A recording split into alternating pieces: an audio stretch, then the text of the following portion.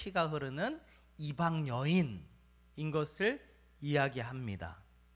굳이 여기서 가나안 여자라고 소개하는 이유는 하나님의 백성과는 다른 민족이다라는 것을 강조하는 거예요. 왜 그러면 성경에서는 이 여인에 대해서 특별히 가나안 사람이다라고 강조를 했을까? 그것은 이 성경을 보는 자들이 이스라엘 민족이기 때문에 그래요. 너희가 멸시하는 그가 어떻게 하는지 보라 라는 의미가 그 안에 들어있는 거예요. 너희가 가나안 족속, 특히 두로와 시돈 지방에 사는 저 가나안 여인이 어떻게 행동하는지 보라 라는 의미가 그 안에 들어있는 거예요. 그래서 가나안 여인, 이 가나안 여인, 이 여인은 어떠한 여인입니까? 아주 최악의 상황인데 그 딸이 어떤 상황이에요? 귀신 들려 있는 상황이에요. 그 딸이 귀신 들려 있는 상황이에요.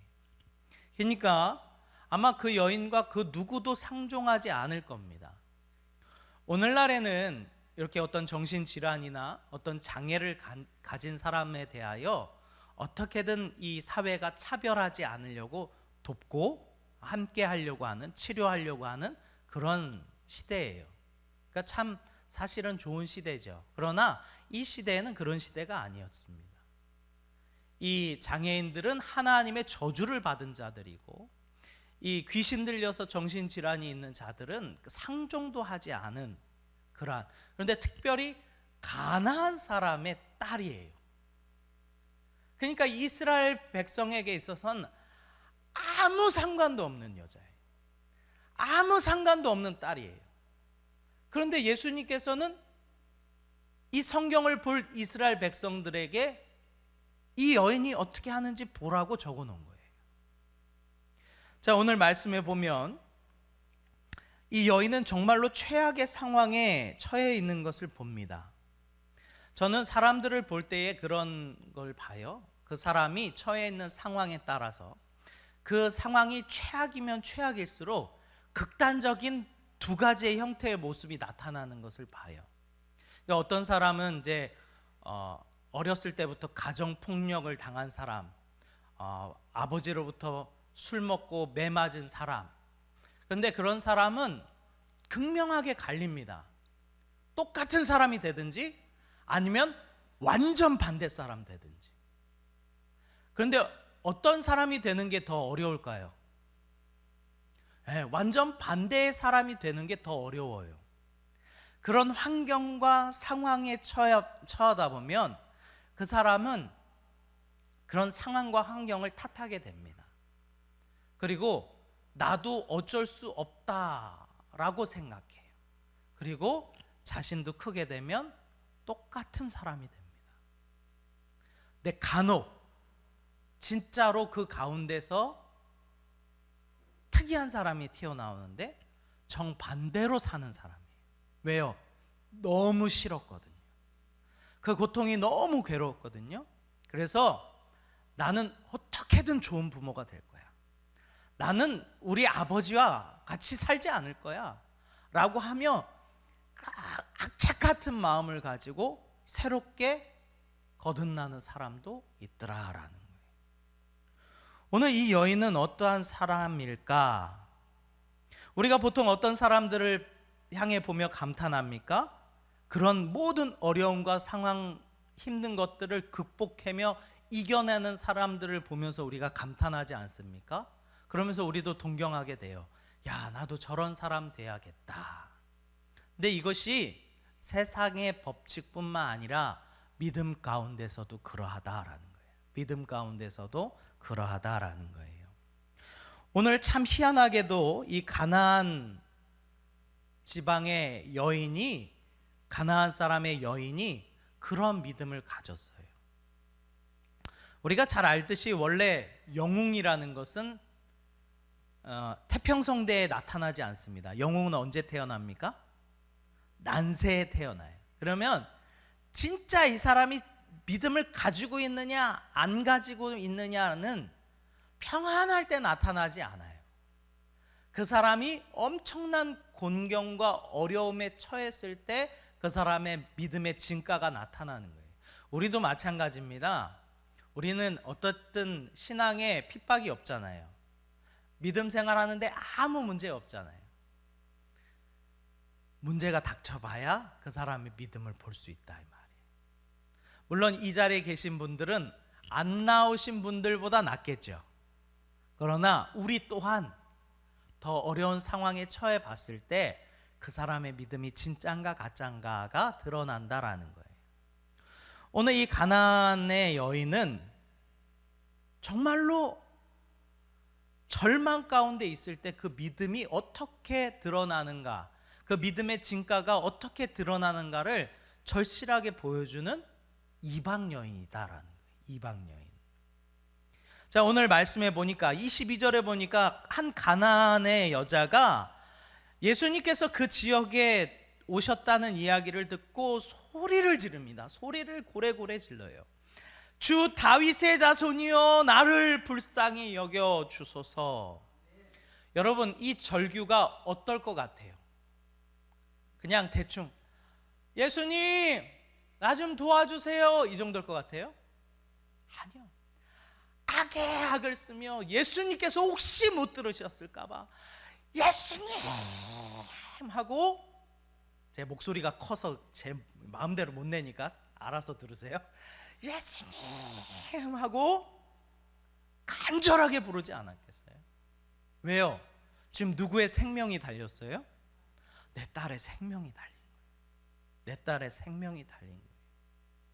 그러니까 생명을 살리고자 하는 사람의 모습이 어떠한 모습인지를 이 가나안 여인을 통해서 보여주는 거예요. 교회도 마찬가지입니다. 교회는 잘 먹고 잘 살자고 우리가 모이는 공동체가 아니에요. 우리의 영혼의 문제를 어떻게 할 것인가를 다루는 것이 바로 교회다 이 말이에요. 그렇기 때문에 우리는 이 가나안 여인을 보면서 깨달은 바가 많아야 되는 거예요. 우리의 목소리는 어떤가? 우리의 절규 소리는 있는가? 하나님 앞에 주여 나를 불쌍히 여겨주소서라고 하는 이 외침이 있는가? 교회 안에는 이 외침이 있어야 된다니까요. 근데 우리가 그 외침이 사라진 지가 참 오래된 것 같아요. 간혹 기도를 하다 보면 그런 외침이 간간히 들려요. 간간히. 자, 오늘 그런 외침이 없으셨던 분들은 오늘 그런 외침으로 기도하시길 바랍니다. 네. 이 가나안 여인이 예수님을 부를 때에 절규합니다. 이번이 아니면 안 될 거라는 그 간절한 마음으로 절규합니다. 우리가 잘 알잖아요. 집안에 몸이 아픈 사람이 있으면 온 가족이 힘들어요. 그런데 더 어려운 것은 이제 생각이 온전하지 못한 가족이 있으면 그거는 배로 더 힘든 것 같아요. 왜요? 매여 있어요. 매여 있어. 매여 있다 이 말이에요. 그러면은 그 가정이, 그 가족들이 정말 힘듭니다. 이 가나안 여인이 이 딸이 귀신 들렸어요. 행동도 온전치 않고, 우리가 성경에 나오는 귀신 들린 사람들을 보면 자신의 몸을 불에도 던지고 물에도 던졌다 이렇게 표현하잖아요. 이 딸 아이는 안 그랬겠습니까? 얼마나 온갖 말도 안 되는 그러한 짓들을 다 했을 거예요. 이 여인이 예수님께서 이 땅에 이곳에 오신다는 소문을 들은 거예요. 참 희한한 건 이 가나안 여인이 예수님 앞에 그런 말을 합니다. 다윗의 자손이여. 이 다윗의 자손이여 라는 말이 무슨 말인지 아시죠? 성경에 기록된 하나님께서 예비하신 그 메시아여라는 뜻이에요. 이거를 유대인들이 제일 싫어했죠. 어찌 사람을, 특히 예수를 그렇게 부르느냐. 근데 희한하게 이 여인은 다윗의 자손이여라는 말을 알고 있었어요. 소문으로 들었겠죠. 예수님께서 어떤 지방에 가셨는데 병을 고치시더라. 어떤 지방에 가셨는데 귀신을 쫓아내더라. 이 여인이 들었을 때 어떤 마음이 듭니까? 소망이 막 생기는. 진짜 예수님 한 번만 만나면, 예수님 진짜 한 번만 만나면 내 딸이 살겠다라는 소망, 그거 아십니까? 소망이 믿음이 되는 거예요. 소망이 믿음이 되는 거예요. 이 예수님이 이 두로와 시돈 지방에 오신다는 이야기를 이 여인이 들었어요. 사실 그렇잖아요. 그 시대에 우리처럼 인터넷이 있는 것도 아니고 어떤 사람이 어디에 있는지 어떻게 알아요? 그런데 자기가 그렇기 때문에 그 아픈 딸을 데리고 예수님을 찾으러 다닐 수도 없고 예수님께서 어디 계신지 알 수도 없는 거예요. 그런데 그 예수님께서 이스라엘 지역도 아닌 이방 지역인 드로와 시돈에 오신 거예요. 그러니까 사실 이 여인에게는 말도 안 되는 상황이 온 거예요. 왜 예수님께서 굳이 이방인 지역에 가십니까? 가실 이유가 없으신데 그 드로와 시돈 지방에 가셔요. 그 소문을 듣습니다. 이 여인이 한마디로 미쳐버리겠는 거예요. 예수님 못 만나면 미쳐버리겠는 거예요, 오늘. 그래서 절규하듯이 예수님을 불러댑니다. 얼마나 미친 여자처럼 불러댔는지 그 예수님을 쫓아다니는 사람들이 그런 얘기를 해요. 23절에 보면 예수는 한 말씀도 대답하지 아니하시니 제자들이 와서 청하여 말하되 그 여자가 우리 뒤에서 소리를 지르오니 그를 보내소서. 예수님, 저 여인이 너무 소리를 크게 질러가지고 예수님 아무것도 할 수가 없어요. 예수님께서 차라리 그를 좀 보내주세요 라고 하는 제자의 말이 있을 정도로 이 여인이 절규하며 예수님을 부릅니다. 근데 오늘 23절 말씀과 같이 예수님은 어떻게 하십니까? 한 말씀도 대답하지 않아요. 보세요, 이 여인이요, 얼마나 기다리고 소망했던 그 예수님입니까? 근데 예수님께서 아는 척도 안 해줘. 아는 척도 안 해줘.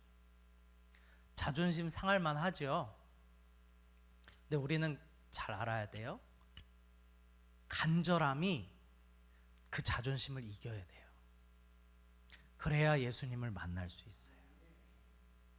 우리가 자존심 때문에 주님을 못 만나는 일이 허다합니다. 그런데 이 여인은 그 간절함이 자존심을 이겨요. 무시해도 상관없다 이 말이에요. 그래서 예수님께 나아가서 제발 나를 불쌍히 여겨달라고, 내 딸이 흉악한 귀신 들렸으니 내 딸을 불쌍히 여겨달라고 통곡을 합니다. 그랬더니 드디어 이제 예수님께서 대답을 하십니다. 입을 여서요. 24절에 보니까 예수께서 대답하여 이르시되 나는 이스라엘의 집에 잃어버린 양 외에는 다른 데로 보내심을 받지 아니하였다. 이방 여인아, 나는 너를 위해서 온 게 아니야 라는 거예요. 나는 너를 위해서 온 게 아니야. 우리가 거절당하는 것이, 저는 그래요, 거절당하는 것이 참 익숙해지지 않아요. 그래서 항상 누군가 뭔가를 얘기할 때에 거절당할 것 같으면 잘 얘기를 못해요. 이 여인이 예수님 앞에 거절을 당했어요. 거절을 당한다는 건 참 마음 상하는 일이에요. 근데 찰떡같이 믿었던 예수님께 거절을 당했다는 것은 이 여인에게 있어서는 더 이상 다른 방법이 없는 거예요. 그러니까 이 여인이 예수님께서 대하시는 태도를 볼 때에 얼마나 마음이 상했겠습니까? 그런데 이 여인의 간절함이 그 자존심을 이긴다 이 말이에요. 이제는 이 여인이 예수님 앞에 바짝 엎드려서 무릎 꿇고 빕니다. 예수님, 25절에 보니까 여자가 와서 예수께 절하여 이르되 주여 저를 도우소서라고 엎드려서 빌어요. 우리가 이거를 그냥 글로만 있지만 그 상황을 한번 잘 생각해 보세요. 이 여인이 바짝 앞에 엎드려 그 발을 붙잡고 비는 거예요. 제발 내 딸 좀 살려달라고. 그런데 이 여인을 향해서 예수님께서 또 말씀하셔요. 우리가 너무나도 잘 아는 말씀이죠.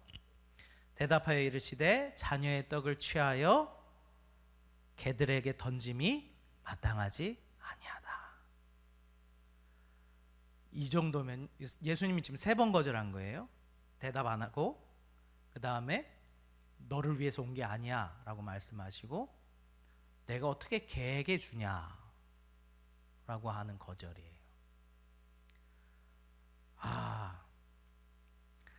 어떠실 것 같아요? 만약에 예수님이 그렇게까지 거절하시면 엄청 속상하죠. 엄청 속상할 것 같아요. 이 여인이 자기 딸이 그렇게 된 것도 속상한데, 나의 유일했던 그 희망인 예수님께서 나를 이렇게 거절하셔요. 자녀의 떡을 취하여 개들에게 주는 것이 마땅하지 않다. 마땅하지 않다. 그 말에는 너무나도 많은 의미가 들어있죠. 이 떡이 너를 위한 것도 아니요, 너처럼 개 같은 자에게 줄 것도 아니다라는, 얼마나 비극적입니다. 그의 인생도 비극적인데 예수님께서 대하시는 그 태도도 너무나도 비극적이에요. 그때 이 여인이 정말로 믿음의 대답을 합니다. 감탄스럽지 않습니까? 어떻게 이런 믿음을 가질 수 있나? 어떻게 이런 믿음을 가질 수 있나? 27절에 여자가 이렇게 말합니다. 주여, 옳습니다. 그러나 개들도 제 주인의 상에서 떨어지는 부스러기를 먹지 않습니까? 라고 하는 대답이에요. 예수님께서 이 가나안 여인을 왜 기록하셨다고요? 이스라엘 백성들 보라고 기록하신 거예요. 이스라엘 백성들 보라고. 이스라엘 백성들은 예수님을 배척하고 이스라엘 백성들은 예수님을 무시합니다. 그러나 이 여인은 다르다 이 말이에요. 보통 다른 게 아니라 엄청나게 다르다 이 말이에요. 이 여인이 절규하며 주님을 찾을 때부터 그는 이만큼의 자존심도 예수님께 부릴 생각이 없었어요. 예수님이 개라고 하면 난 개입니다. 예수님이 나보고 벌레라 그러면, 예수님께서 나보고 지렁이라 그러면 난 지렁입니다. 그러나 그것들도 그 상에서 떨어지는 부스러기를 먹지 않습니까? 할렐루야. 우리가 가져야 되는 믿음이 이 믿음인 줄 믿습니다. 주님 기도해서 뭐 안 들어주면 삐져가지고 교회 안 나오고, 기도했는데 내 기도대로 응답 안 해줬다고 그냥 시험 들고, 이건 믿음이 아닌 거예요 사실은. 물론 애가 타고 간절하고 하니까 그 예수님의 응답이 못마땅할 때도 있어요. 그런데 이 여인이 보여주는 믿음은 그거예요. 떡 달라는 게 아니에요. 여러분, 떡 달라는 게 아니에요. 지금 이 여인이 부스럭이라도 달라는 거예요. 내가 오늘 당장 먹고 죽을지언정 그 작은 부스럭이라도 하나 달라는 거예요. 그럼 난 그거 갖고 살겠다는 거예요. 할렐루야. 우리의 믿음은 어떻습니까? 우리는요, 주님을 도깨비 방망이 정도로 여기죠. 금나라 뚝딱! 은나라 뚝딱! 안 나오면 시험 들어서 교회 떠나버리고. 아니죠. 주님은 우리의 도깨비 방망이가 아니에요. 우리를 유일하게 살리실 그분에게 우리가 보여야 되는 모습은 이 모습인 줄 믿습니다. 이 여인이 자신을 개라고 하는 그 예수님을 향하여, 예수님, 저 개입니다. 그러나 그 개도 그 상에서 부스러기를 먹지 않습니까? 라고 말해요. 여러분, 우리가 잘 알듯이 자존감이라는 게 있고 자신감이라는 게 있어요. 그런데 이 자신감이라는 것은 있으면 좋은데, 때로는 자존감이 너무 적은 사람이 자신감이라 자존심.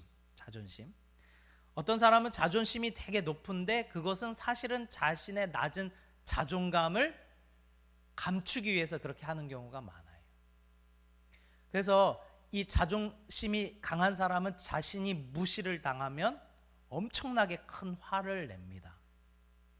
근데 이 교회 안에도요, 이 자존심으로 똘똘 뭉쳐 있는 분들이 있어요.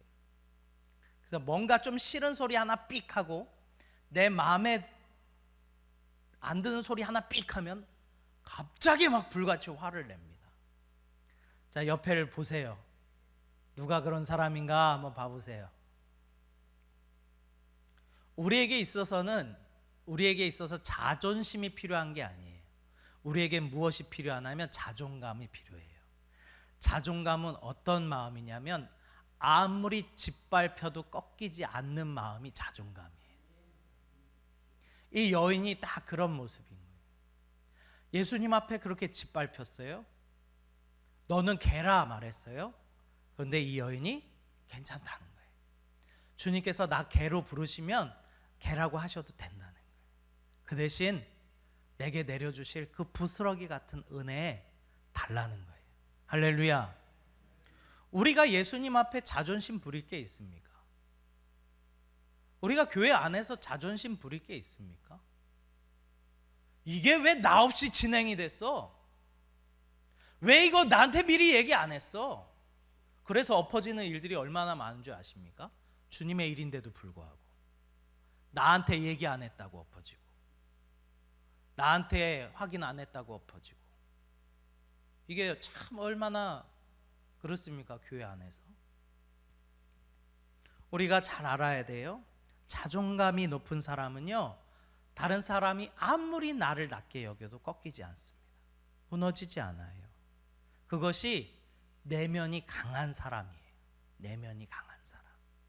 그런데 이 내면이 약한 사람은 자존심만 딥다 높아요. 다른 사람이 차마 건들지도 못하게 송곳을 뾰족하게 세워놓고 다닌다 이 말이에요. 나는 어떤 사람입니까? 우리 스스로를 한번 잘 점검해 봤으면 좋겠어요.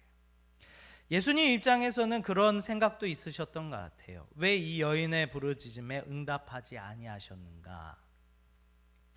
예수님께서 반드시 우리에게 확인하시는 것이 있는데, 그것은 뭐냐면 이 부르짖음이 믿음의 소리인가, 그 순간을 모면하기 위한 소리인가 확인해 보신다는 거예요.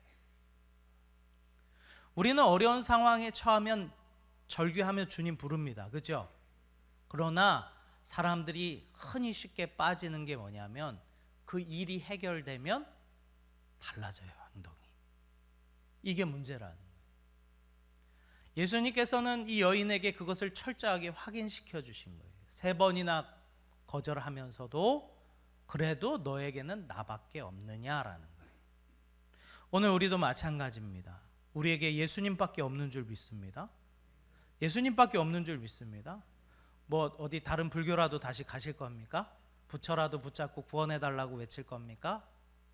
우리가 이미 하나님을 안 이상, 예수를 안 이상 우리는 딴 데 갈 데가 없어요.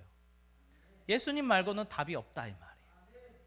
그렇기 때문에 그런 사람들에게 있어서 보여줘야 되는 행동은 이 가나안 여인의 행동인 줄 믿습니다. 아무리 주님께서 그렇게 짓이끼고 나를 누르시고 때로는 응답하지 아니하시고 내가 원하는 길로 인도해 주시지 않는다 할지라도 내게는 누구밖에 없습니다? 주님밖에 없습니다. 이것이 가나안 여인이 보여주는 모습이에요. 떡이 필요한 게 아닙니다. 부스러기와 같은 그 은혜라도 주여 내가 필요합니다. 우리에게 내려오는 모든 은혜는 주님으로부터 내려오는 줄 믿습니다. 이 여인은 예수님을 조금도 의심하지 않았어요. 이 여인은 예수님밖에 없습니다를 고백한 거예요. 그래서 예수님께서 뭐라고 말씀하십니까? 내 믿음이 크도다. 감동적입니다. 내 믿음이 크도다. 이것이 우리가 장차 들어야 되는 말씀인 줄 믿습니다. 주님께서 나를 딱 보셨을 때 너의 믿음이 크도다. 예수님께서 왜 드로와 시돈 지방에 가셨습니까? 이 여인 만나러 가신 거예요. 이 여인 만나러 가신 거예요. 오늘 읽지는 않았지만 29절에 보면 이 가나안 여인을 만나고요. 예수님께서는 거기를 떠나서 갈릴리 호숫가로 돌아가셔요. 그러니까 예수님께서는 갈릴리 호숫가로 갈 수 있었는데 굳이 두로와 시돈 지방을 지나서 갈릴리를 가신 거예요. 왜 가셨어요? 만날 만한 사람을 만나기 위해서 가셨다 이 말이에요. 오늘도 이 시간 주님께서 만나 주실 사람이 있는 줄 믿습니다. 그 한 사람, 하나님께서 찾으시는 그 한 사람, 오늘도 내가 되기를 간절히 소망합니다. 우리 히브리서 11장 6절인데요. 우리 같이 한번 읽어보겠습니다. 시작. 믿음이 없이는 기쁘시지 못하나니 하나님께 나아가는 자는 반드시 그가 계신 것과 그가 자기를 찾는 자들에게 상 주심을 믿어야 할지니라. 아멘. 우리에게 있어서 이러한 가나안 여인과 같은 믿음이 있습니까? 그러면 오늘 부르짖고 그 믿음을 달라고 기도하시기를 간절히 소망합니다. 이 본문 말씀을 보면서 뭔가 대단한 것을 설교하고 싶었는데 대단한 게 나오지 않아요. 당연한 게 나옵니다. 우리의 믿음도 마찬가지입니다. 하나님께서 우리의 믿음을 뭔가 대단한 걸 찾으시는 게 아니에요. 오늘도 부스러기와 같은 그 은혜를 갈급해하는 그 영혼에게 주님께서 찾아가 주시는 줄 믿습니다. 그러게 오늘도 그 은혜를 사모하며 주님 앞에 나아가시는 우리 성도님들 되시기를 주님의 이름으로 축원합니다. 아멘. 우리 찬양하겠습니다.